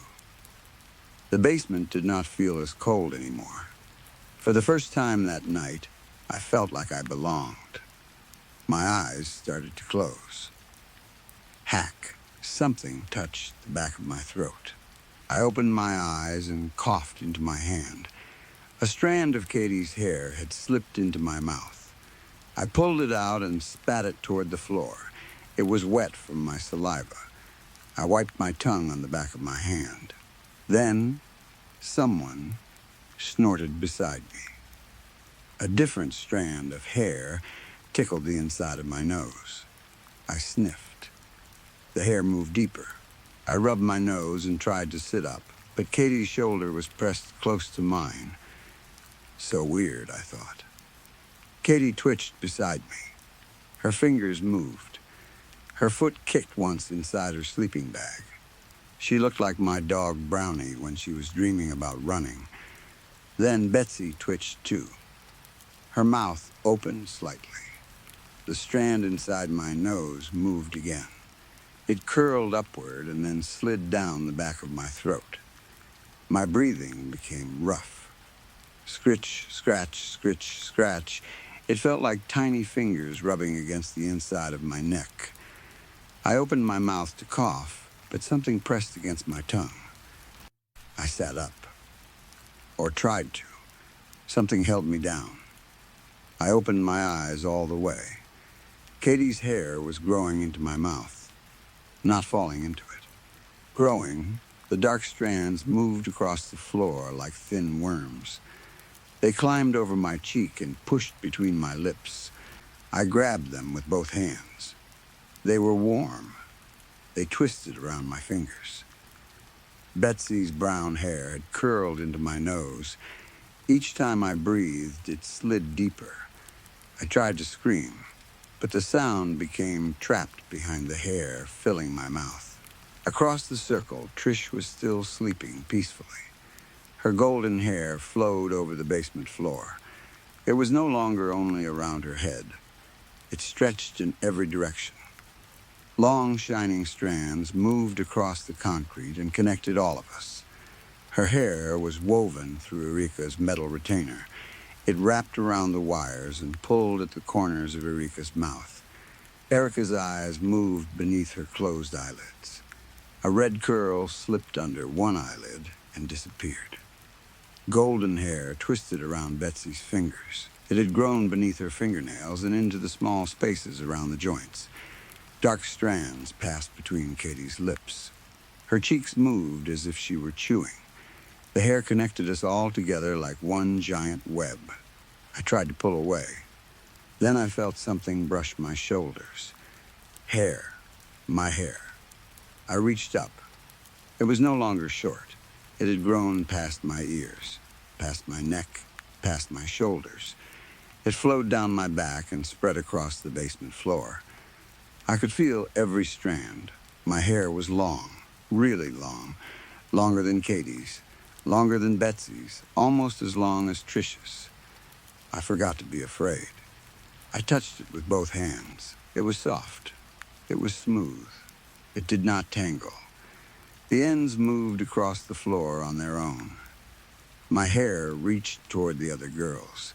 It slipped into Katie's nose. It curled between Betsy's lips. It moved over Erika's face and pushed into the corners of her eyes. They all began to sit up. Their eyes stayed closed. Their bodies moved together. One at a time, they rose from their sleeping bags. Their arms hung loosely at their sides. Their heads tilted in different directions, pulled by the hair connecting them. I rose with them. I did not use my legs. The hair lifted me. We stood in a circle on the basement floor. The furnace boomed again. Warm air rushed from the vents. The hair around us floated and danced. We swayed together. Left, right, forward, back. It felt groovy. like we were dancing at a party where no one could be left out. Trish's golden hair tightened around us. Katie's head rolled toward me. Her eyes opened. They were filled with black strands. Betsy smiled, hair pushed between her teeth. Erica tried to say something, but her retainer was completely wrapped in gold. I laughed. The others laughed too. The sound came from all of us at once. Ha ha ha. Click, ha ha ha. Click, we were finally laughing together. Best friends forever. A scratching sound came from the far side of the basement. The little wooden crawl-space door slowly opened. Darkness waited behind it. The same darkness that had watched me before. Something moved inside. It had no clear shape, but I could see a smile. A long, thin smile hanging in the black space. It had been waiting. Maybe it had heard me crying. Maybe it had heard me wishing. Maybe it knew how badly I wanted beautiful hair. The smile grew wider. I understood then that it had given me what I wanted. I smiled back. My new hair tightened around the other girls. Their bodies jerked closer to mine. Trish's eyes opened, but she did not look perfect anymore. She looked scared. She tried to pull away, but her golden hair was wrapped around my wrists. It belonged to me now. All of it belonged to me.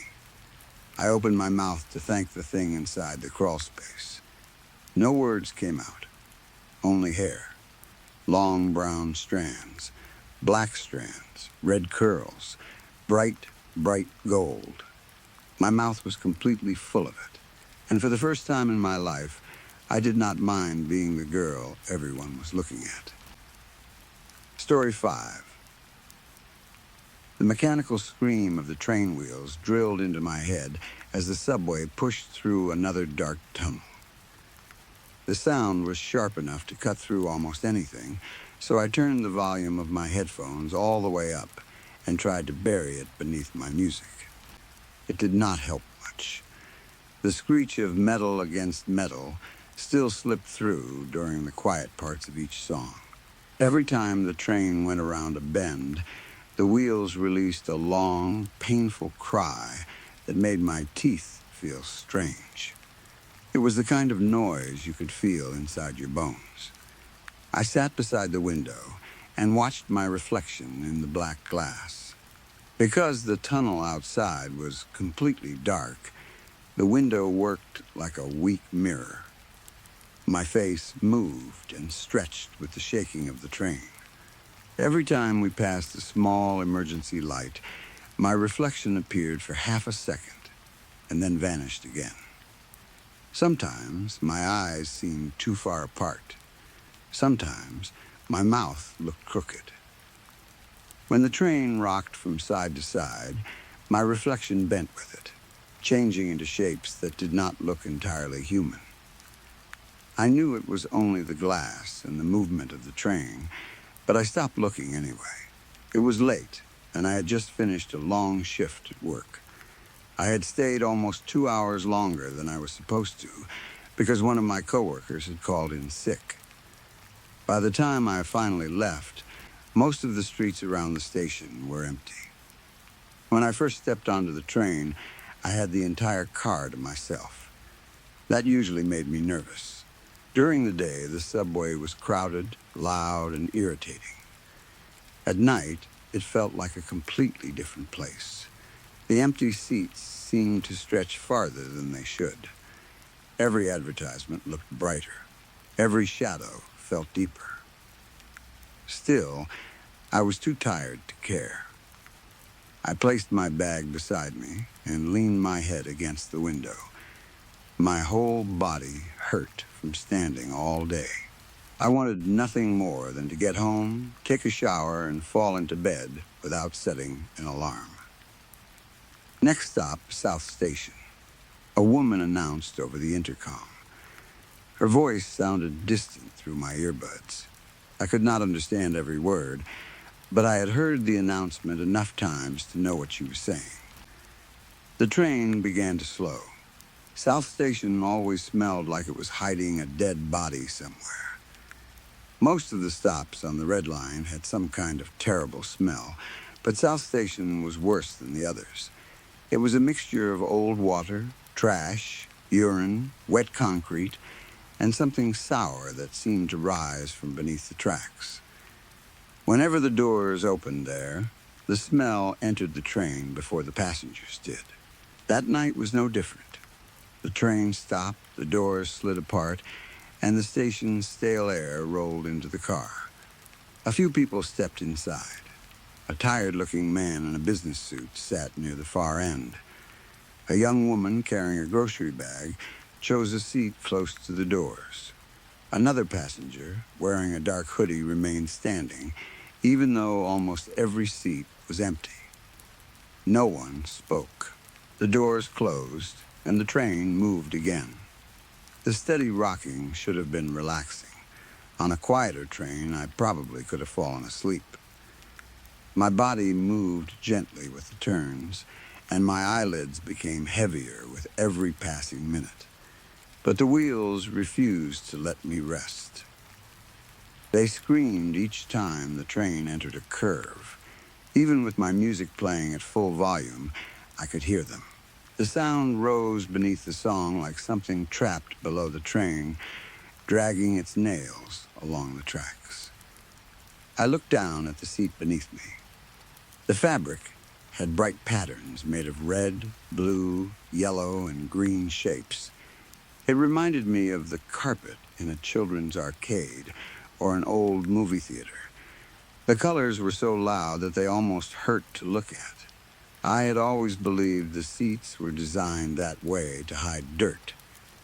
Years of sweat, spilled drinks, food, mud, and things I did not want to imagine had probably soaked into the material. A simple seat would have shown every stain, but the wild pattern covered everything. I tried not to think about what might be beneath my clothes as I leaned back. Instead, I closed my eyes. The train continued to move through the tunnel. I felt it slow, stop, and move again. At one station, the woman with the grocery bag got off. At another, two college students entered while quietly arguing about something on one of their phones. Stops passed one after another. More people came and went. I did not pay close attention. I knew my route well enough that I did not need to count the stations. I only had to listen for Porter and then walk a few blocks home. "This is Andrew," the intercom announced. The sign above the doors lit up with bright red letters. "Arriving at Andrew."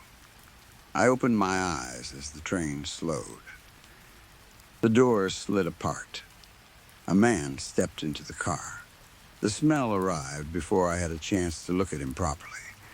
It was so strong that I first thought something had happened on the platform. Maybe a drain had backed up or a bag of garbage had broken open nearby.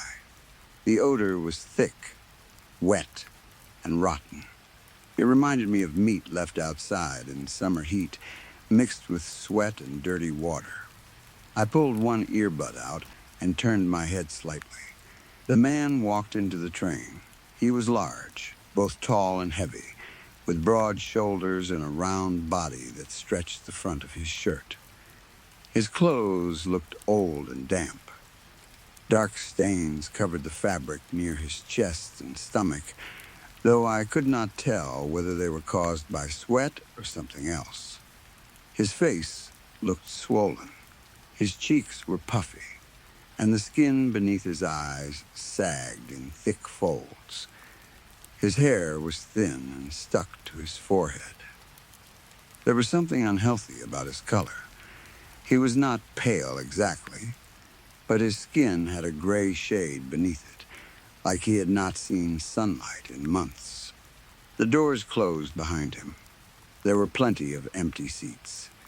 He chose the one beside me. The seat bent beneath his weight as he dropped down. His body pressed against mine at once. His thigh pushed into my leg, and his shoulder nearly touched my face. I pulled myself closer to the window. The smell became unbearable. It was definitely coming from him. Each breath I took filled my mouth with the taste of rot. I turned away and silently gagged, covering my nose with one hand as if I were only scratching it. I worried that the smell would stay on my clothes. I had heard stories about people sitting in something disgusting on public transportation and not noticing until they got home. I imagined the damp side of his shirt touching my jacket and leaving some kind of stain. I moved my bag onto my lap and tried to make myself smaller. The man did not move away.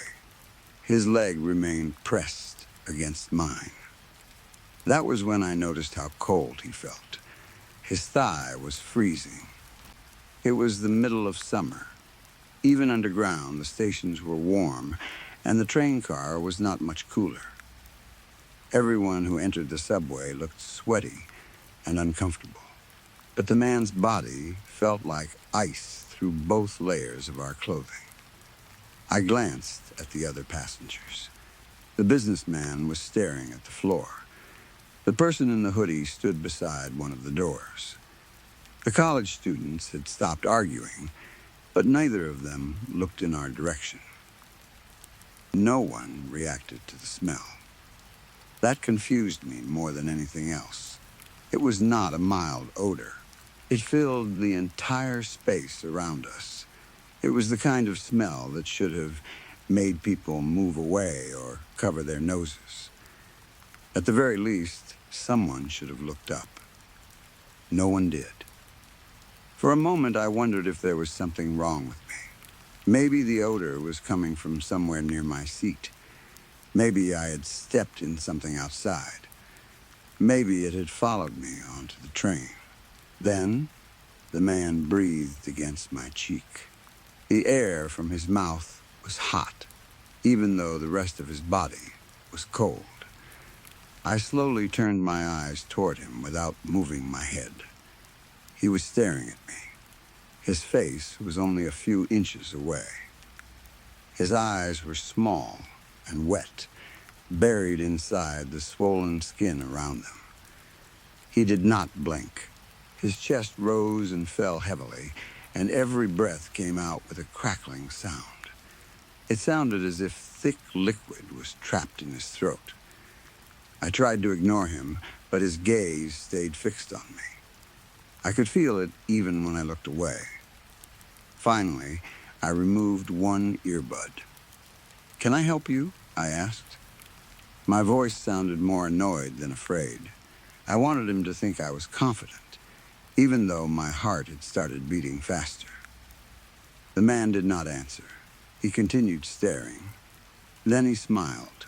His lips pulled back much farther than they should have. The corners of his mouth stretched toward his cheeks until almost all of his gums were visible. His teeth were small and yellow, with dark spaces between them.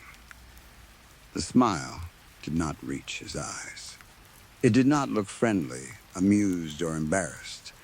It looked like he was copying an expression he had seen another person make without understanding what it meant. His breathing grew louder. A wet rattle moved in and out of his throat with every breath. Something inside his chest clicked softly as he inhaled. I stood and moved one seat away. The man slid after me. He did not wait or pretend it was an accident. The moment I sat down, he lifted his body and moved into the seat beside me again. His cold thigh returned against mine. The smile remained on his face. I looked around the train car. No one was watching. The businessman still stared at the floor. The person in the hoodie stood perfectly still. The students sat in silence. None of them seemed to notice that a stranger was following me from one seat to another. I considered moving to the next train car, but the door between the cars was locked. I could get off at the next station and change cars, But my stop was coming soon. I told myself I only had to deal with him for another few minutes. I put my earbud back in and faced forward. The train raced into another dark tunnel. I waited for the next announcement. It did not come. One song ended. Another began. The man continued breathing beside me. The tunnel outside remained black. I checked the map above the doors. My stop should have been close. We had already been moving longer than usual. Even if there had been a delay, the train should have slowed by then. Instead, it continued at the same speed. The wheels screamed against another bend. I looked at the time on my phone. Several minutes had passed since Andrew. That made no sense. Porter should not have been the next stop from Andrew, but late-night travel and my tired mind had stopped me from thinking clearly about the direction of the train. I only knew where I needed to get off. Usually, I recognized the rhythm of the route without paying attention. Now, the route felt wrong. I opened the transit map on my phone, but there was no signal. The loading symbol spun without stopping. The tunnel continued. I took my other earbud out. The car was strangely quiet. The train itself still made noise. The wheels scraped against the tracks. The walls rattled. The lights buzzed overhead. But the passengers made no sound at all. No one shifted in their seat. No one coughed. No one touched a phone, opened a bag, or adjusted their clothing. I looked at the businessman. He was sitting with both hands resting on his knees. His head was angled downward, but his eyes were open. His body did not move with the rocking train. That was impossible. The car swayed hard enough that I had to press one hand against the seat to keep my balance. Everyone should have moved at least slightly. The businessman remained completely still. I looked at the students. They were sitting side by side, facing forward. Their arms hung loosely near their bodies. Neither of them blinked. The person in the hoodie was also motionless. The train pulled around another curve, but the standing passenger did not lean or grab a rail. It was like looking at a group of mannequins arranged inside a moving train. "What the fuck?" I whispered. The man beside me released a low, wet breath. I stood quickly. He stayed seated, smiling up at me. I walked toward an old woman near the other end of the car. I did not remember seeing her enter, but she was sitting alone beneath an advertisement for a local hospital. Her back was bent, and her head hung forward. Thin white hair covered part of her face. She wore a long coat, even though it was summer. "Excuse me," I said. She did not respond. I reached out and tapped her shoulder. Her body felt stiff beneath the coat. "Ma'am?" "Nothing." I stepped in front of her. Her eyes were open. They were fixed directly on me. I froze. A second earlier, her face had been pointed toward the floor. I had not seen her lift her head, but now she was looking straight into my eyes. "Hello?"